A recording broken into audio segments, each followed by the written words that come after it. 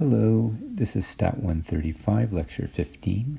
Last time we were in section 9.2 talking about power, which is the probability under the alternative distribution that you reject the null, and the Neyman-Parson lemma, or NPL, which says that the likelihood ratio test is the most powerful test possible for simple hypotheses. Today we're going to finish section 9.2, covering uniformly most powerful tests, which is an extension of NPL to composite hypotheses, and as well we'll talk about the power curve. So, uniform most powerful test. The NPL requires that the null and alternative be simple. Now, if the null is simple and the alternative is composite, a test that's most powerful for every simple alternative is called universally most powerful test. In other words, a test is uniformly most powerful if the LTR gives the same rejection region for every simple alternative. Okay, so you just have one fixed rejection region for every alternative. So let's let x be a single observation from the probability density function coming from the Laplace distribution.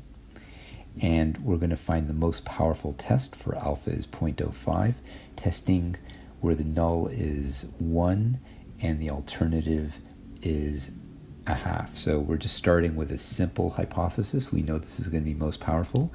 And we just want to know what the rejection region is. So here's the Laplace distribution, and in red is the null distribution, and in green is the alternative distribution. And you can see that the rejection region is going to be to the right of some x and to the left of some negative x. We just don't know yet what that cutoff is, and that'll be determined by alpha. So let's figure this out. So we do our likelihood ratio test, and our likelihood ratio test, when we go through the algebra here, we see that x rejects when the absolute value of x is greater than some number. Okay, now the fact that this number is a function of c isn't important. I just want to know what that number is. So I'm going to call that number k. Now that k has to be a positive number, otherwise we would be rejecting everything, which obviously isn't the case. So k is positive. Let's find it using alpha. So we just use the definition and do an integral here, and we see that k is 3. So we're going to reject when the absolute value of x is greater than 3. Okay, now we can see that in this picture. So I've drawn here the rejection region from 3 to the right and -3 to the left, and then the acceptance region is in between. Makes sense with this picture. The question is, say that now I make my alternative a number between 0 and 1. Would this rejection region still work? If so, then our test is uniformly most powerful for between 0 and 1. So let's see. Okay, so my null is still theta is 1. My alternative is theta is b, where b is between 0 and 1. And I go through all the same steps as before, but I have to pay attention when I'm passing something b across the inequality. So the first highlighted part here preserves the inequality because b is greater than 0. But it changes the inequality in the next step because b is less than 1. So we see that our rejection region is going to be of the form absolute value of x is greater than some number. Now, what that number is as a function of c, I don't really care. It's just some positive number.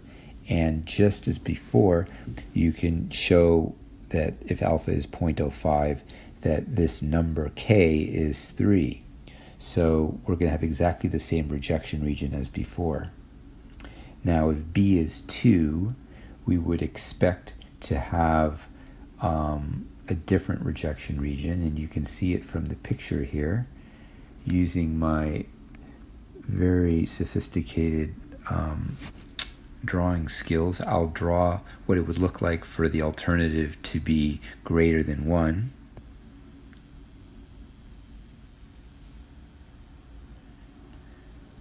Wow, that takes real skill. So you can see from this that you're going to be rejecting the null for some small interval around 0 now. I'm just going to erase that because that was so bad. So let's actually confirm that with some algebra here.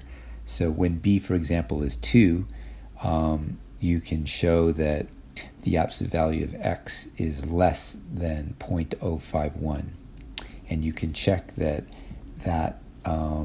rejection region holds for all b greater than 1.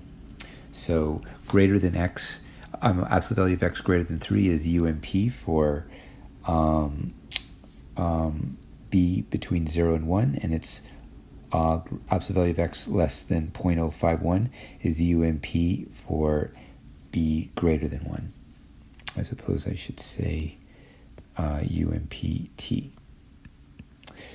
Okay, but there's no UMPT that holds for b greater than 0 because it changes, the test changes as you cross 1. Now the power curve tells you the power of our test for different theta, and so we'll do it for the example that we just did above. And so using the definition for power, so now my alternative is going to be any theta greater than 0, and I get that the power, I want the power as a function of theta, which I'm just going to graph. So exponential minus 3 theta looks as in this picture here. You can verify that when theta is 1, that's our null. We would expect that the power then would be the same as alpha, and it is. So the exponential of minus 3 is 0.05.